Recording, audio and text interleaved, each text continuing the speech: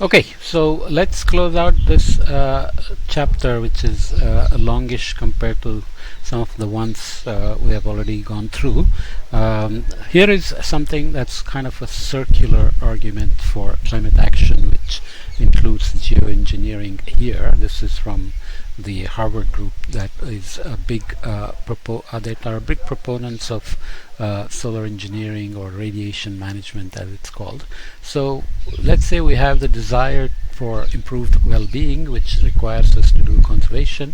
So that affects consumption of goods and services and efficiency, consumption of energy, of course, which we have looked at repeatedly, and which requires us to go to low carbon emission energy technologies, and that leads to worrying about CO2 emissions and CO2 removal, which is part of the geoengineering.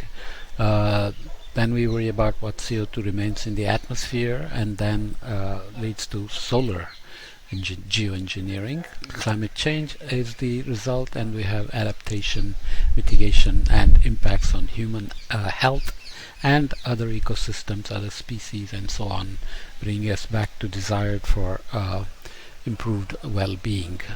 So what is not explicitly mentioned here is, of course, economy. So there are ideas now of so-called circular economies, as opposed to what we typically do, that is called extractive economy. You extract something from nature, you make something out of it, sometimes irreversible product that cannot be recycled at all. So it's irreversibly converted into something. So circular economy imagines that everything you design and manufacture is going to be sent to retailer and consumers, which will be reusable, repairable, and recyclable, and the recycling sector would then feed it back to design and manufacture. Well, this is now used in everything, including agriculture as a circular economy, water as a part of the circular economy, energy, transportation, and so on and so forth.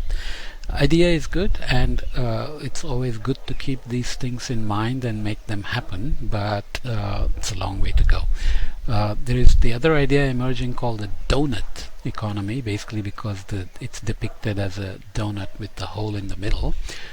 So it has a social foundation and ecological ceiling, within which there is operation of the economy. So it's supposed to be regenerative, so recycling and recreating what we took out of the nature, and distributive economies, which are supposed to deal with inequities, poverty, and access, quality, quantity, and so on of the resources, water, energy, food, and health, let's say.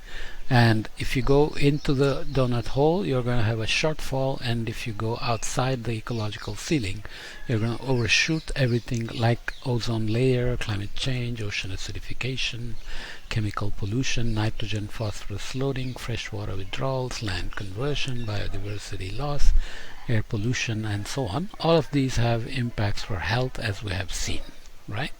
So coming back to health then, public health professionals have compelling reason and responsibility to lend their full support to the efforts at all levels to reduce greenhouse gas emissions. There is no way to separate politics and policy and market forces and economies from climate mitigation and action. Everything we do affects everything else. So this emphasis on mitigation strategies with public health co-benefits should be a focus, and the strategies include land use patterns and transportation infrastructure changes that increase active transportation and reduce vehicle miles traveled. So active transportation is always walking, running, bicycling, and so on.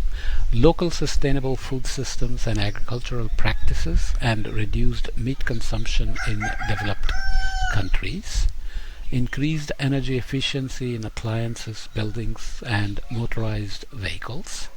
Energy efficiency is going to be critical, as well as energy sources. Decarbonization of energy sources to diminish reliance on coal and other solid and fossil fuel based household energy and electricity. electricity through increased use of renewable energy and low carbon fuels. So the GDP increase is a goal for every country.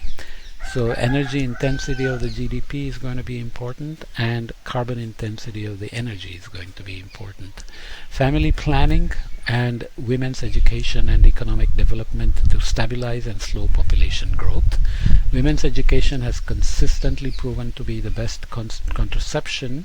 Fertility rates are dropping everywhere, including in China and India, except for a couple of places like Saudi Arabia and some African countries. But educating women always leads to reduced fertility and reduced population, better health for family as well. Okay.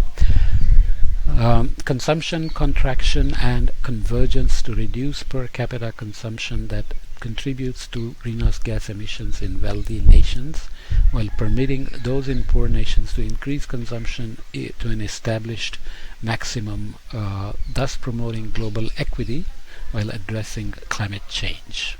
Okay, so this idea of shifting consumption is important because we briefly looked at historical emissions. Historically, rich countries have contributed to 75% or more of the emissions that have accumulated over time and causing global warming. But now developing countries like India, China, Brazil, Russia, South Africa are contributing as well. But per capita consumption or per capita carbon footprint in China is 7 ton per person, whereas in US it's 16 ton per person. In India it's 3 tons per person or less. But of course, even in India and China, rich people consume just like the Western world. So the average doesn't always mean much. So consumption patterns matter. In the end, population growth is important because of pressures on habitats and resources and so on. But in terms of just per capita consumption, unless we reduce consumption, reducing population may not help, especially because fertility rates drop, women have fewer kids, but they want each kid to have more resources to do well in life, which means per capita consumption tends to go up with reduced population.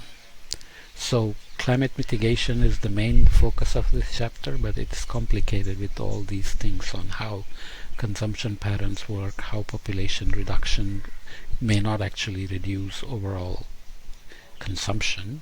So consumption has to be moved from richer people to poorer people with maximum set for everybody.